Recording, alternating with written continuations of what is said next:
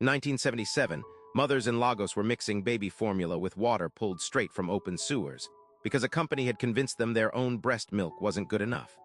Nestle sales reps dressed the part of nurses in white coats, walked into maternity wards across Africa and Asia, and handed new mothers free tins of powdered formula. By the time the free samples ran out, the mother's milk had already dried up. They had no choice but to keep buying. The company called them milk nurses. They weren't medical staff at all.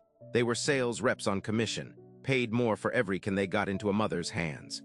In villages without refrigeration, without boiled water, without money to buy enough formula to mix it correctly, families stretched one can across 2 weeks by watering it down. Doctors on the ground started seeing the same thing over and over. Infants brought in with severe diarrhea, dehydration, and malnutrition, some of them dying within days of being switched off the breast. In 1974, a British aid group called War on Want published a pamphlet with a title that stuck, The Baby Killer.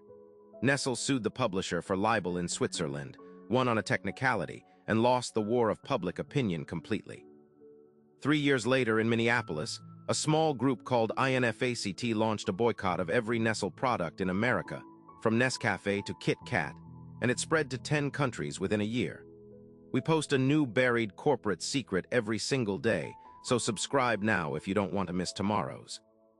By 1981, the pressure was enough that the World Health Organization passed an international code, banning the marketing tactics Nestle had built its formula business on. Free samples in hospitals, gifts to health workers, advertising that implied formula was safer than breast milk. Nestle signed on, and then, according to boycott monitors in over a dozen countries, kept running versions of the exact same tactics for years afterward, just quieter. The World Health Organization has estimated that unsafe formula feeding, formula mixed with contaminated water in places without clean supply, contributes to hundreds of thousands of infant deaths a year worldwide. Nestle has never accepted that those numbers reflect its own conduct. The boycott that started with a handful of activists in Minneapolis grew into the longest-running consumer boycott in history, and parts of it are technically still active today. Drop a comment below if you had no idea this ever happened.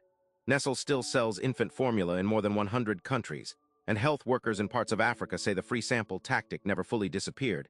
It just moved into social media ads and midwife referral programs.